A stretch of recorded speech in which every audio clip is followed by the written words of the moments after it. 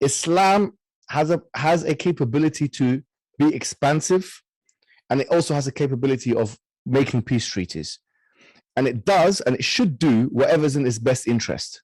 Just like every country should do whatever's in its best interest. In many ways, we are all followers of Christ. And that's another point of commonality. Like we see the Messiah, Jesus Christ, as a man who had done wonders and miracles and signs, as the Bible states. We believe that he was immaculately conceived. We believe that he cured the blind. He raised the dead with God's permission. We believe like most of the things that you'll find, we actually believe in those things. There's huge commonalities between Islam and Christianity from that perspective. The major difference is we would say that it's not intelligible or conceivable or pardonable to believe any human being with a date of birth could ever be called God. And this is where we kind of diverge from the Christian mainstream. See that? Yeah. The attributes of God, how are they knowable? Is that only through relationship with the book, or does that also have an experiential element as far as you're concerned? So what I can do, in fact, is I can recite for you a couple of verses from the Quran, because what we believe is they are known through the revelation. And I can recite for you maybe 10, 20-second verses and translate for you and show you what I think it will give you more of a flavor of what we believe. Sure. Do what you will. So the Quran states in the end of chapter 59, هو الله الذي لا إله إلا هو عالم الغيب والشهادة هو الرحمن الرحيم هو الله الذي لا إله إلا هو الملك القدوس السلام المؤمن المهيمن العزيز الجبار المتكبر سبحان الله عما يشركون هو الله الخالق البارئ المصور له الأسماء الحسنى يسبح له ما في السماوات والأرض وهو العزيز الحكيم. So let me read the translation from because I don't want to get this wrong, right? These two verses I think are probably the two best verses that answer your question in the Quran.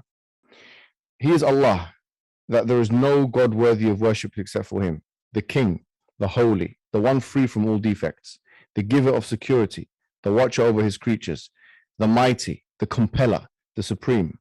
Glory be to him. Glory be to God. High is he above all that they associate as partners with him. He is Allah, the creator, the inventor of all things, the bestower of forms. To him belong the best names. All that is in the heavens and the earth glorify him, and he is the Almighty, the All-Wise. How about we make peace?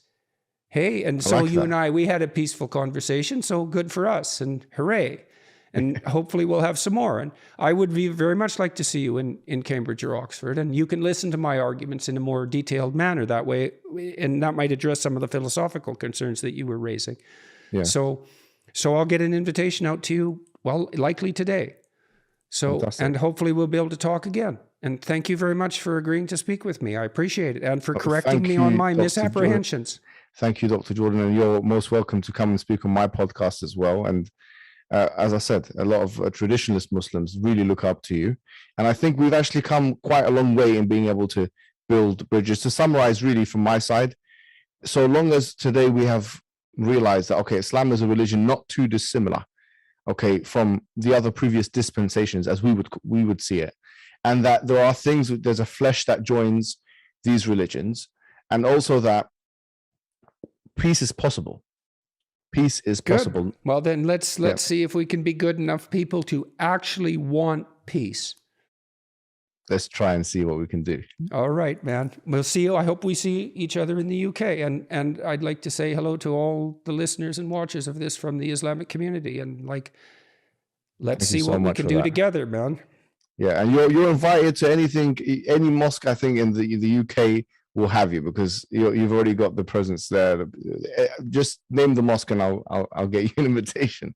Send me a suggestion. When I send you this invitation, send me a suggestion. I don't know if I can do it on this visit, but I'm coming back in, I think, March, and I'm certainly willing to do it. Not only willing, eager, and I mean that. I mean eager.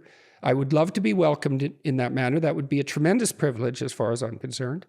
So No, I think you will be surprised as to the amount of acceptability that you have in particular in the Muslim community. Well, hooray for that. So let's try not to muck it up with foolish words. We won't.